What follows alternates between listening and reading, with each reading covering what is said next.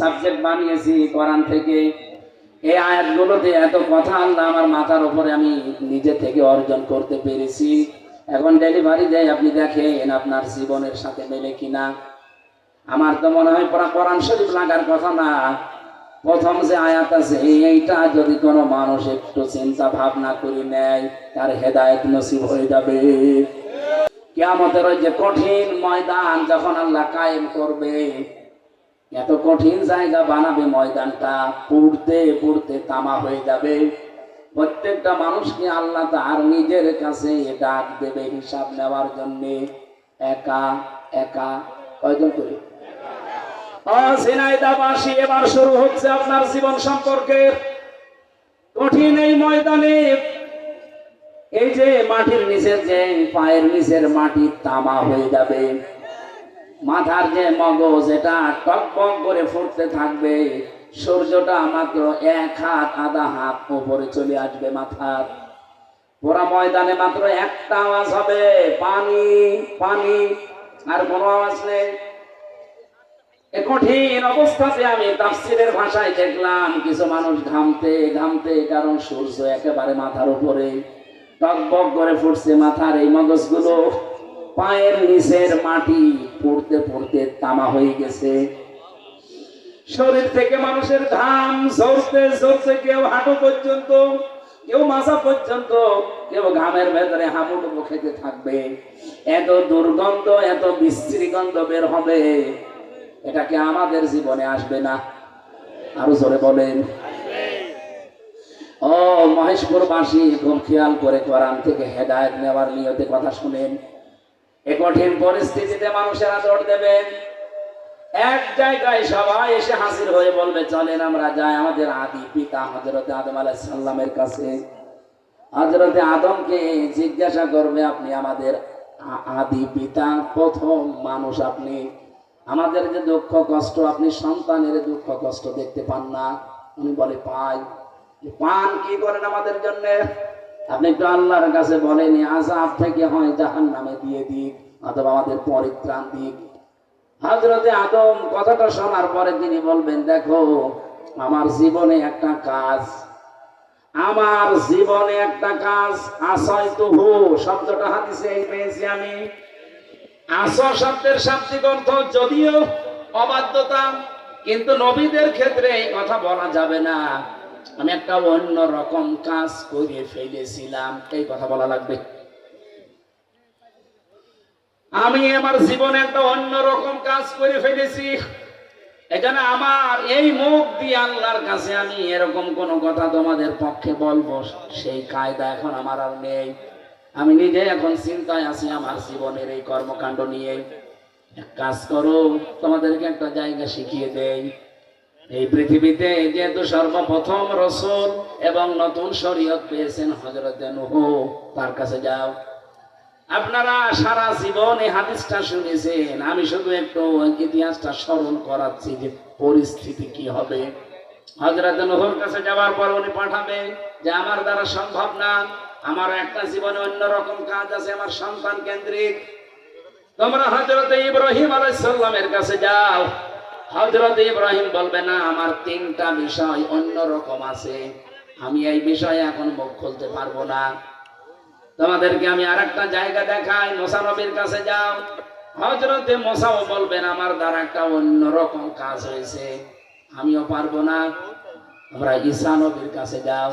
হযরতে ঈসা তিনি বলেন, আমি তো পারবোই না, কারণ তামাম পৃথিবীর খ্রিস্টানেরা আমার আল্লাহর ছেলে বলে ডাকতো, আমি তাদেরকে বলতে বলি নাই। এটা যে রেকর্ড করছেন অনেকে, তামাম পৃথিবীতে যাবে, সারা পৃথিবীতে সবচেয়ে এখন বেশি মানুষ বাস করে খ্রিস্টান ধর্মে। আপনাদেরকে আহ্বান জানাচ্ছি, কিয়ামতের ময়দানে আপনারা যে ধরা খাবেন তার বহু প্রমাণ আমাদের এই কিতাব কোরআনে আছে। কথা বলেন না কেন?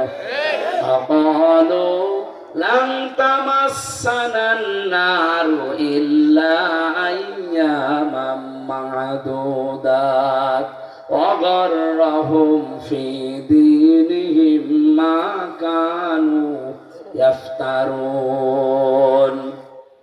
ওই খ্রিস্টানরা বলে যে আমাদেরকে আল্লাহ জাহান্নামে দেবে না, যদিও দেয় বেশি দিন রাখবে না, কয়েকদিন রেখেই বের করে দেবে। আল্লাহ বলে না গর্রহুম ফি দীনিহিম, তাদেরকে ধোঁকায় ফেলে রেখেছে তাদের এই ধর্মীয় বিশ্বাস। মা কানু ইফতারুন, তারা মিথ্যা রচনা করেছে। এই যে ধারণাটা, এটা কিন্তু খ্রিস্টানদের। কাদের? আরো জোরে বলেন। তারা নিজেরা শিরিক করছে, বুঝে শুনেই করছে। আল্লাহ একজন আছে, খ্রিস্টানরা বিশ্বাস করে। আমি নিজে দেখেছি থাইল্যান্ডে একবার খ্রিস্টানদের সাথে আমার এই যে ট্রেনে যাওয়ার সময় দেখা হয়েছিল মালয়েশিয়াতে। আমি জিজ্ঞাসা করলাম আপনার নাম কি? উনি নাম বলার পরে আমি দেখলাম এ তো খ্রিস্টান। কনফার্ম হওয়ার জন্য বললাম হোয়াট ইজ ইয়োর প্রফেট, নবীর নাম কি, নবী কে আপনার? উনি আমারে বলছে আমার নবীর নাম হচ্ছে যিশু। যিশু মানে ঈসা আলাইহিস সালাম। ওরা নবী ঈসাকে যিশু বলে ডাকে। ওনাদের যে চিত্রগুলো আমার দেখলে মনে হচ্ছে যে আমাদের চাইতে ওদের কাজ কারবার অ্যাক্টিভিটিস মানে আমলের দিক থেকে, পোশাকের দিক থেকে আরো উন্নত। আমার তো জব্বা দাও পায়ের অন্তত 4 আঙ্গুল উপরে, ও লোকটা যে জব্বা গায়ে দিয়েছে দেখলাম একেবারে মাটি ছেঁচড় দিয়ে চলে যাচ্ছে। বিশাল পাগড়ি মাথায়, ওর স্ত্রীর সাথে আছে, হাত মোজা পা মোজা পরা, ঘোমটা তো দেওয়াই আছে, হাত মোজা পা মোজা করে খাস পর্দা করা। 8টা 9টা ছেলে মেয়ে আশপাশে আছে। কি কম আছে আপনার চাইতে আমার চাইতে বলেন? খালি নামটা যদি না বলতো আমার মনে হচ্ছিল জিবরাইলের ছোট ভাই। এইরকম দৃশ্য। অথচ শিরিক করে। বলে আল্লাহ একজন আছে বিশ্বাস করি, কিন্তু আল্লাহর ছেলে আছে, আল্লাহর স্ত্রী আছে। জিজ্ঞাসা করবেন আল্লাহর ছেলে আল্লাহর স্ত্রী, বলে মরিয়ম। ওরা বলে শব্দটা মরিয়ম, অথচ মরিয়ম বলা জায়েজ নেই। কোরআনে কারিমে আল্লাহ নামটা বহুবার দিয়েছে, শব্দটা হবে মারিয়াম। নাম কি? যাদের মেয়েদের নাম রেখেছেন এইভাবে মরিয়ম বলবেন না, বলবেন মারিয়াম। 40টা নাকি হবে আপনার কোরআনের শব্দ এটা। খ্রিস্টানরা তাদের এই আল্লাহর স্ত্রী বলে ডাকে, মনে করে তাকে মরিয়ম বলে ডাকে। ছেলেকে ডাকে যিশু বলে। অথচ হযরত ঈসা বলেন কিয়ামতের দিন এই যে লক্ষ কোটি মানুষেরা আমার কাছে আসবে, আমি বলবো দেখো আল্লাহ আজকে যে রাগান্বিত অবস্থায় আছে, জব্বার আর কাহার নাম নিয়ে। ও হাসরবাসীরা, এত রাগ কোনদিন আল্লাহ করে নাই, এমনকি আজকের পর থেকে কোনদিন আল্লাহ এত রাখবেন না। এত রাগ আল্লাহর আজকে। সারা পৃথিবীর খ্রিস্টানেরা আমাকে আল্লাহর ছেলে বলে ডেকেছে, কিন্তু আমি বলতে বলি নাই। আমি আজকে টেনশনে আছি এই কথাটা নিয়ে। দুনিয়ায় যত নবীর কথা বললাম, প্রতিটি নবী তার উম্মতদেরকে ওই সময় বলবে দেখো হাসরবাসী, পৃথিবীতে যত নবী আল্লাহ পাঠিয়েছে প্রত্যেকটা নবীকে ইখতিয়ার দিয়েছে যে দুনিয়ায় একটা করে দোয়া তাদের কবুল হবে, মাস্ট বি। ওই দোয়াগুলো প্রত্যেকেই তারা দুনিয়াতে করে ফেলেছে। হযরতে নূহ আলাইহিস সালাম দোয়া করেছিলেন তার উম্মতের বিরুদ্ধে যে মিনাল কাফিরিনা দাজ্জার, এই কাফেরদের তুমি নির্বংশ করবে, এদের ঘর বাড়ি, এদের কোনো আন্ডা বাচ্চা পর্যন্ত জমিনে যেন না থাকে। হযরত ইব্রাহিম দোয়া করে ফেলেছেন, হযরত আদম নবীও দোয়া করে ফেলেছেন, রব্বানা যালামনা আনফুসানা ওয়া ইল্লাম তাগফির লানা ওয়া তারহামনা লানাকুনান্না মিনাল খাসিরিন। সর্বশেষ হযরত ঈসা নবীর কাছ থেকে যেহেতু সবার দোয়া শেষ, প্রত্যেকের দোয়া করার ইখতিয়ার ছিল একটা করে যে কবুল হবে। করেছে, কবুল হয়ে গেছে দুনিয়ায়। কিন্তু একজন নবী দোয়া এখনো করে নাই। সবাই মিলে বলবে চলো এবার আমরা যাই মুহাম্মদ রাসূলুল্লাহর কাছে। উনি জীবনে একটা দোয়া যে সবার করা দরকার উনি এখনো করে নাই, ওনার কাছে চলো। নবীজি আরশের নিচে সেজদায় পড়ে যাবেন, এক সেজদা 50 বছর কেটে যাবে। আর রব্বুল আলামিন বলেন ইয়া রাসূলুল্লাহ, হে আমার হাবিব আপনি মাথা তোলেন, ইশফা আমার কাছে সুপারিশ করেন, আপনার সুপারিশ আমি কবুল করব। নবীজি মাথা তুলে ওই দোয়াটা করবেন যেটা দুনিয়ায় এত মার খেয়েছেন তারপরেও তিনি করেন নাই।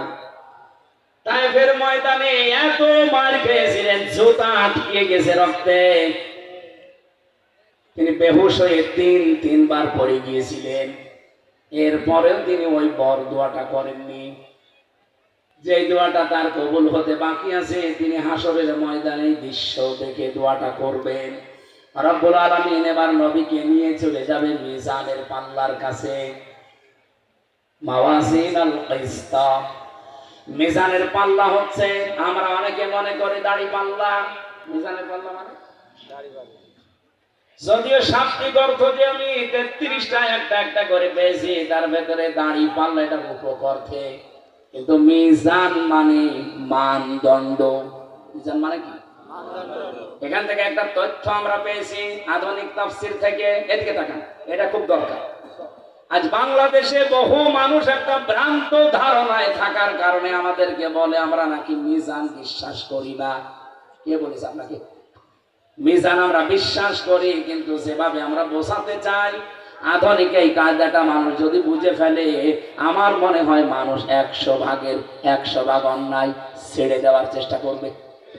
আপনি একটু দেখেন তো কয়েক মিনিটে মিলাতে পারেন কিনা। মিজান মানে মানদণ্ড। মিজান মানে মানদণ্ড। আরো জোরে বলেন, মানদণ্ড। হাইকোর্টের সামনে যে দাড়ি পাল্লাটা টাঙানো আছে, দুই দিকে সমান্তরাল না একদিকে একটু ঝোলানো আছে? সমান্তরাল দেওয়া আছে। বাংলাদেশের সরকার দেশের 18 কোটি মানুষকে বোঝাতে চায়, দেশের মানুষেরা তোমাদের জেলাতে সিএমএম কোর্ট আছে, যেটা ম্যাজিস্ট্রেট কোর্ট বলা হয়, জজ কোর্ট আছে, গ্রাম্য বিভিন্ন আদালত তোমাদের আছে, ইউনিয়ন পরিষদে বিচার হয়, জেলা পরিষদে বিচার হয়, হয় না? এই সমস্ত জায়গা থেকে কোর্ট কাছারি পর্যন্ত যদি কোনো বিচার না পাও, ন্যায় বিচার, হাইকোর্টে আসলে তোমরা ন্যায় বিচার পাবা। তার প্রমাণ এই দাড়ি পাল্লা, এটা ন্যায় বিচারের মানদণ্ড। এবার আমার প্রশ্ন, আসলে কি দাড়ি পাল্লা ন্যায় বিচারের কিছু? এটা প্রতীক। এটা কি? ওটা যেহেতু ওজন সমান্তরাল করে একেবারে সঠিকভাবে মাপ দেওয়া হয়। আমি যেটা বোঝাতে চাচ্ছি এটা কিন্তু একটু ক্রিটিক্যাল, একটু ভালো করে লক্ষ্য করেন। কিয়ামতের ময়দানে আল্লাহ আমাদের যে আমল মাপবেন মিজানের পাল্লায়, নারী পুরুষের সবার দরকার, এটা কি মাপবেন? এই জবাব দেওয়া লাগবে। আরো জোরে বলেন, আরো জোরে। আমল মানে কাজ। আমল মানে কাজ। আরে ভাই বাংলায় বলছি, আমল মানে কাজ। আরবিতে আমল বলে, ইংরেজিতে ওয়ার্ক বলে, শোনেননি কোনোদিন? এখন যদি বলেন আমল মানে কাজ, এটা মানলাম, কিন্তু ইংরেজিতে ওয়ার্ক এটা আমি মানি না, আপনি পাগল। আপনি আর সব কিসে? আমেরিকায় যে যদি বলেন আমি কাজের লোক নিতে চাই, কিয়ামতের আগে বুঝবে আপনাকে ওয়ার্কার বলা লাগবে, যে আমার ওয়ার্কার দরকার। তার মানে ইংরেজিতে যেটা বলা হয় ওয়ার্কার, ওয়ার্ক, কাজ। বাংলাতে আমরা কাজ বললে বুঝি, কিন্তু আরবিতে সৌদি আরবে যে বলেন আমি কাজ করব, হবে কি করব? আমল। বলেন বলেন। আমার প্রশ্ন এই মহেশপুরবাসীর কাছে যারা জ্ঞানী আছেন, কাজ এটা মানুষ যে মাপে, দাড়ি পাল্লা দিয়ে কাজ মাপে? কোনদিন কোন পাগল কেউ দেখেছেন যে দাড়ি পাল্লা দিয়ে কাজ মাপতেছে? আর কাজ মাপা যায় দাড়ি পাল্লা দিয়ে? কি করে বলেন যে মিজান মানে দাড়ি পাল্লা? কিয়ামতের দিন আল্লাহ কাজ মাপবে দাড়ি পাল্লা দিয়ে? এটা বাস্তবের সাথে মিলছে না। বাস্তবতা এবার বলছে, এদিকে তাকান। কিয়ামতের দিন যেহেতু আল্লাহ মাপ দেবে আপনার কাজ, আমল, ওয়ার্ক, কিন্তু এটা মাপবে কি দিয়ে? বলেন। ডিজিটাল পাল্লা দিয়ে। না, আমি হাসির খোরাকি দেয়নি, চিন্তার খোরাকি দিয়েছি, বলা লাগবে। কিয়ামতের দিন আল্লাহ যেহেতু কাজ মাপবে, দুনিয়ায় আমরা কাজ মাপি, কাজগুলো মাপি আমরা গুরুত্বের ভিত্তিতে। কি কাজকে মাপা হয়? গুরুত্বের ভিত্তিতে। এখানে গুরুত্বের ভিত্তিতে যদি আপনাকে আমি বলি এই কাজটা মেপে দেন, তো এই কাজটা প্রায় 1 মাস ধরে করেছেন, কিন্তু বিশাল ময়দানে গুরুত্বপূর্ণ কাজ আছে দুইটা। একটা এই যে সামিয়ানা, আর একটা এই খুঁটি। এই কথা বলছেন, এই খুঁটি আর সামিয়ানা যদি না থাকে কেউ এটা প্যান্ডেল বলবে না। কিন্তু গুরুত্বহীন অনেক জিনিস আছে।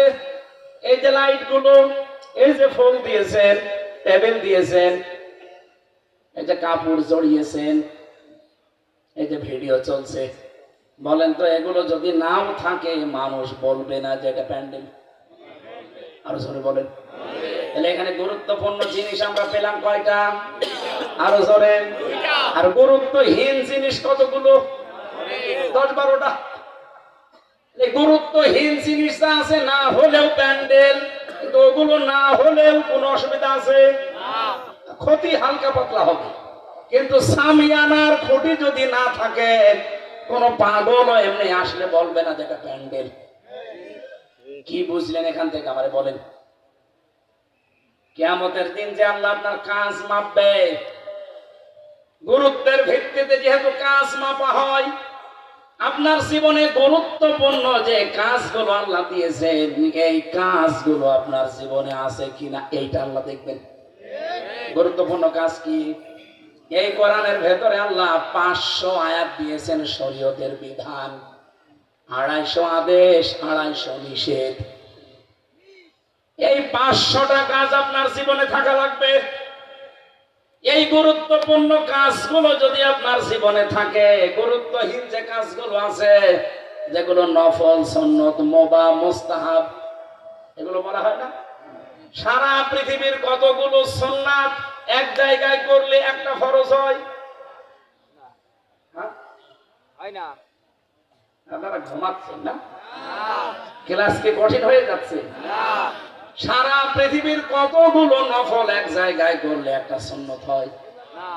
না। সারা দুনিয়ার সব সুন্নত এক জায়গায় করলে একটা ফরজ হয় না? কথা বলেন না কেন?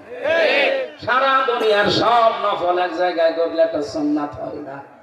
এই জন্য কাজ যেহেতু আল্লাহ মাপবে গুরুত্বের ভিত্তিতে, আপনাকে আমি সতর্ক করছি জীবনে গুরুত্বপূর্ণ যে কাজগুলো আছে এটা ছেড়ে দেবেন না। কারণ সামিয়ানার খুঁটি না থাকলে কেউ যেহেতু এটা প্যান্ডেল বলবে না। আপনার জীবনে নামাজ যদি না থাকে, রোজা যদি না থাকে, হজ যাকাত যদি না থাকে, ইসলামী রাজনীতি, অর্থনীতি, সমাজনীতি যদি না থাকে, বাকি যা আছে নফল, সুন্নত, মুস্তাহাব, মুবাহ, এগুলো হাজার হাজার করেছিলেন। এই লাইটের মতো দিয়েছেন, এই ফুলের মতো দিয়েছেন, মাইকের মতো দিয়েছেন, ক্যামেরার মতো দিয়েছেন, যেগুলো না হলেও চলে। ওরকম হাজার হাজার নফল, সুন্নত, মুস্তাহাব, মুবাহ আপনার আছে, কিন্তু ফরজ এই 500, হয়তো 499টা করেছেন, একটা মানেনও না, করেনও না। আপনাকে যখন আল্লাহ মাপ দেবে গুরুত্বের ভিত্তিতে যেহেতু মাপ হবে। আজকে খুঁটিটা ভেঙে ফেললে যেমন সামিয়ানা টিকবে না, সামিয়ানা খুলে ফেললেও কেউ এটা প্যান্ডেল বলবে না।